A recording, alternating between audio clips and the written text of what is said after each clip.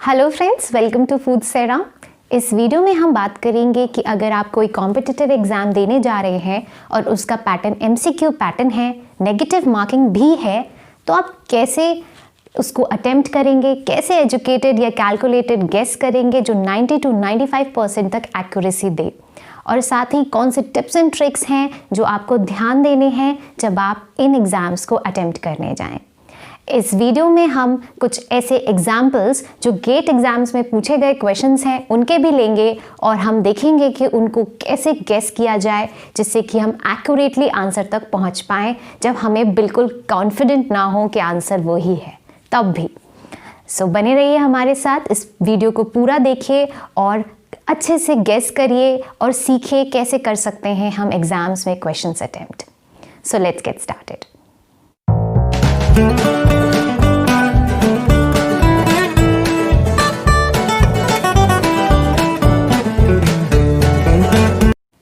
सबसे पहले हम वो कुछ स्टेप्स देख लेते हैं जो आपको ध्यान रखने हैं एग्जाम्स देते टाइम।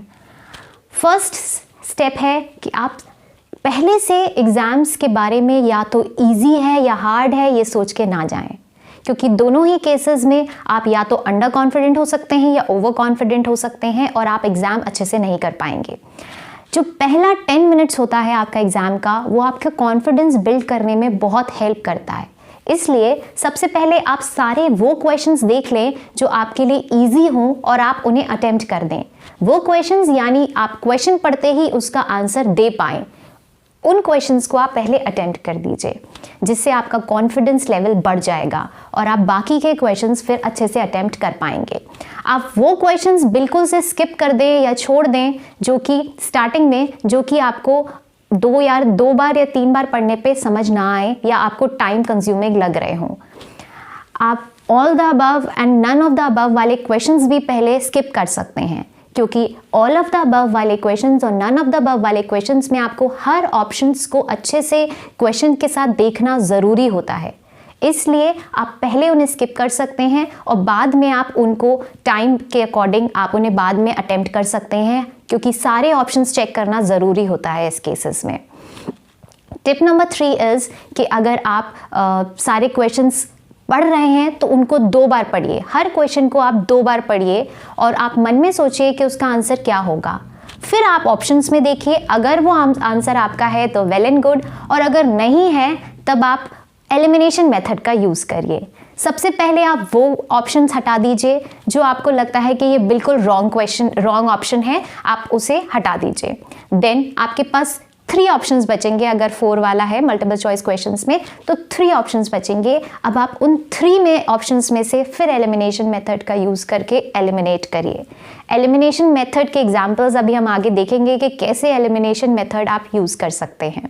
अगर नेगेटिव मार्किंग भी है अगर आपके क्वेश्चन में, लेकिन अगर आप उसमें से एलिमिनेशन मेथड का यूज़ करके किसी 2 ऑप्शंस को भी अगर आप क्रॉस आउट कर देते हैं, तब आपके पास प्रोबेबिलिटी हो जाती है कि 50% आपका 50 to 50% आपका क्वेश्चन का आंसर जो भी आप गेस करें, आपको कुछ आता भी ना हो तब भी आप गेस करेंगे तो भी 50% चांसेस हैं कि आपका सही हो।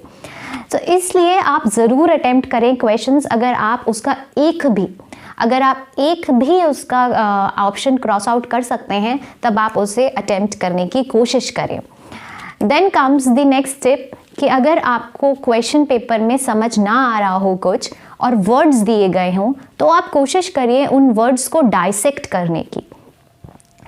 करके उनका मीनिंग्स देखने की। अगर आपके पास एक वर्ड है उसको डाइसेक्ट करिए, वर्ड्स देखिए, वर्ड्स के मीनिंग देखिए और उसको ऑप्शंस में जाके देखिए कि किस ऑप्शंस के साथ वो जा रहा है। तब आप ये अच्छा सा गेस कर सकते हैं आप वर्ड्स को डाइसेक्ट करके।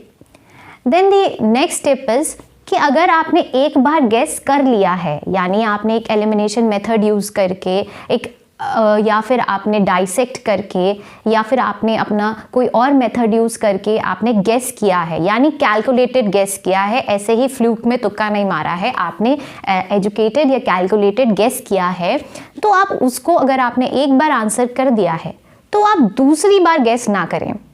सेकेंड टाइम गेस आप नहीं करें, क्योंकि सेकेंड टाइम आप करेंगे तो आप प्रोबेबिलिटी है कि आप ज़्यादातर गलत करेंगे, क्योंकि जो पहली बार आपने किया है वो आपने कुछ सोच के कैलकुलेट करके किया है, उसके बाद सेकेंड टाइम जाके आप कंफ्यूज ही होने वाले हैं। इसलिए अगर आपने एक बार गेस किया है तो आप सेकेंड टाइम गेस ना करें। नेक्स्ट स्टेप इज कि अगर आपको कुछ भी समझ में ना आ रहा हो, कुछ भी ना आ रहा हो पेपर में, तब आप options B and C, B और सी में आप टिक करके आ सकते हैं, आप चूज़ करके आ सकते हैं, क्योंकि काफ़ी सारी स्टडीज़ ये कहती हैं कि बी और सी ऑप्शंस ही ज़्यादातर सही होता है। लेकिन ये सिर्फ उन्हीं के लिए है जिनको कुछ भी एग्ज़ाम में ना आ रहा हो, क्योंकि इसमें प्रोबेबिलिटी है कि सही भी हो सकता है, गलत भी हो सकता है। लेकिन अगर आपको ऐसे क्वेश्चंस अटेम्प्ट आपने नहीं किए हैं कि आपका कट ऑफ क्लियर हो जाए और आपको कुछ समझ ना आ रहा हो पेपर में, तब आप करके आ सकते हैं। इसके बाद एक और टिप, अगर आप गेट का एग्ज़ाम दे रहे हैं, अब हम गेट की बात करते हैं। अगर आप गेट एग्ज़ाम दे रहे हैं तो न्यूमेरिकल टाइप क्वेश्चंस तो आप करके ही आइए, क्योंकि उसमें नेगेटिव मार्किंग नहीं होती है और आप करके आने की कोशिश करेंगे। लेकिन अगर आपको फॉर्मूला भी याद हो या नहीं भी याद हो, तो भी आप वैल्यूज़ पुट करके आइए, हो सकता है कि आपकी वैल्यूज सही कर जाएं और आपको 2 मार्क्स मिल जाए, क्योंकि वो 2 मार्क्स का होता है। और अगर आप गलत भी करके आते हैं तो भी कोई नेगेटिव मार्किंग नहीं है। तो ऐसे क्वेश्चंस, आप कोई भी एग्जाम दे रहे हो, ऐसे क्वेश्चंस ज़रूर करें जिसमें नेगेटिव मार्किंग नहीं हो और आपको कुछ आता भी नहीं हो तो भी आप उसमें कुछ ना कुछ वैल्यूज़ लिख के ज़रूर आएँ। अब हम देख लेते हैं कुछ ऐसे क्वेश्चंस जो गेट के एग्ज़ाम में पूछे गए हैं और आप उन्हें कैसे गेस करके सही कर सकते हैं। अब हम यहाँ देखते हैं क्वेश्चन जैसे bread staling is caused by caramelisation, gelatinisation, retrogradation and aggression. अगर हमें कुछ भी नहीं पता है, अगर हमें फूड के बारे में, तो भी हम वर्ड को डाइसेक्ट करके देखेंगे। यानी ब्रेड स्टेलिंग यानी कुछ पुराना होगा, कुछ अच्छा नहीं होगा। तो हमारे दिमाग में ये बातें आएंगी कि जो आपका एग्रीगेशन है, यानी कोई चीज़ मिलावट होके बनी है, यानी ये तो हो ही नहीं सकता। तो एग्रीगेशन हम क्रॉस आउट कर देंगे। फिर इसके बाद हमारा 3 ऑप्शंस रह जाएंगे, कैरामलाइजेशन, जेलेटिनाइजेशन, रेट्रोग्रेडेशन। कैरामल फ्लेवर, कैरामल की खुशबू, एरोमा, ये हमने सुना हुआ है, यानी ये सड़ा हुआ तो हो नहीं सकता, तो कैरामलाइजेशन भी हम काट सकते हैं। अब हमारे पास ऑप्शन बचे जेलेटिनाइजेशन एंड रेट्रोग्रेडेशन, यानी हमारे पास 2 ऑप्शंस ही बचे हैं, यानी हमारे पास 50% चांसेस है कि या तो जेलेटिनाइजेशन होगा या रेट्रोग्रेडेशन होगा। आप कुछ भी करके आइए, आपके 50% चांसेस हैं कि सही ही होगा। अगर आप थोड़ा सा और दिमाग लगाएंगे तो आप सही आंसर तक पहुंच सकते हैं। रेट्रोग्रेडेशन, आप वर्ड को डिकोड करेंगे तो ग्रेडेशन यानी कोई चीज़ डिग्रेड हो रही है, तो आप पहचान सकते हैं कि डिग्रेडेशन यानी कोई चीज़ खराब हो रही है, तो इसका आंसर रेट्रोग्रेडेशन हो सकता है। सो ये था हमारे tips and tricks for GATE exams और एनी MCQ पैटर्न एग्जाम्स। अगर आप हमारे से और दूसरे वीडियोस चाहते हैं, दूसरे टॉपिक्स पे वीडियोस चाहते हैं, तब आप हमें इंस्टाग्राम पे फॉलो कर सकते हैं, फेसबुक पे फॉलो कर सकते हैं, आप हमारे टेलीग्राम ग्रुप को भी ज्वाइन कर सकते हैं, या फिर आप कमेंट्स में जाके हमें टॉपिक्स बता सकते हैं, सजेस्ट कर सकते हैं जो भी आपको टॉपिक्स पे वीडियोज़ चाहिए। Stay happy, bye bye, take care and please do subscribe.